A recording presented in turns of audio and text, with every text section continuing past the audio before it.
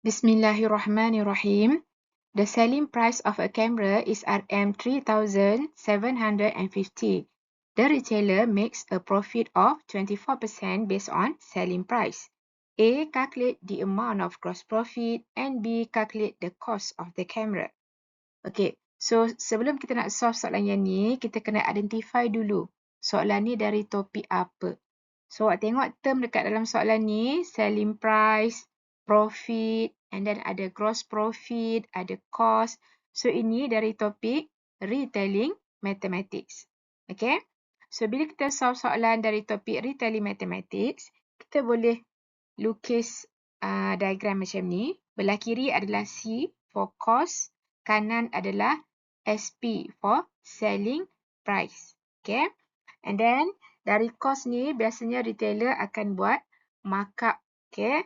Markup dengan gross profit sama maksud. Sebab bila buat markup, MU means akan dapat gross profit. Okay? Untung kasar. Okay? And then, formula yang terlibat dalam topik retailing mathematics, mudah saja. Okay, kita ada selling price equals to cost plus gross profit.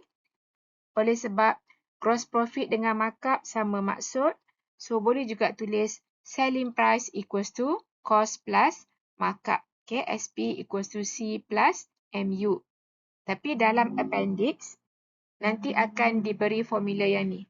Okay, SP equals to C plus GP. So, ini adalah formula dalam appendix final dari topik retailing mathematics. Okay. Okay. So, kita tengok soalan satu persatu. The selling price of a camera is Rm3,750.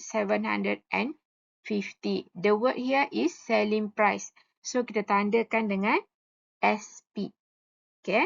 Dan kita boleh tulis di bawah SP ni, SP equals to 3,750. Okay. And then the retailer makes a profit of 24% based on selling price. Okay, profit ni maksudnya gross profit lah. Okay, so kita boleh tulis GP equals to 24% ni convert to decimal. So 24/100 jadi 0.24. Based on boleh darab. And then selling price adalah SP. So kita boleh tulis GP profit equals to 0.24 SP. Okay. Okay, and then question A, calculate the amount of gross profit. Okay, so yang ni tadi kita boleh tulis GP yang ni. Okay. And then soalan A tanya the amount of gross profit GP. Amount ni bermaksud kita nak GP dalam RM. Okay. Okay, kalau perhatikan kat sini, okay, kita nak cari GP. Kalau perhatikan di dalam formula ni, yang ada formula GP adalah yang ni. Okay. Kita double check, okay, SP dah tahu. Okay, untuk cost, untuk cari GP, kena tahu SP dengan cost. Kita check semula, ada tak diberi info berkenaan dengan cost dalam soalan ni? Okay, kalau perhatikan, dia tak mention pun berkenaan dengan nilai cost dalam soalan ni. So, kita tak bolehlah guna formula ni untuk cari GP. Okay, so kena guna formula yang mana satu? Okay, kita check balik soalan. Tadi kita ada GP equals to 0.24 SP. So, kita gunakan formula yang ni. Okay, ataupun kita gunakan expression yang ni ataupun equation yang ni sebab kita hanya tahu SP sahaja, cost tak tahu. Okay, so kita gunakan info dari GP equals to 0.24 SP.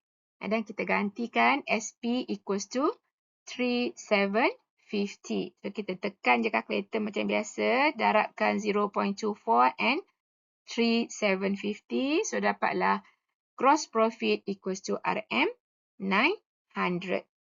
Okay. Next, question B. Calculate the cost of the camera. Okay, soalan ni tanya cost. Okay, cost simbolnya adalah C. Okay.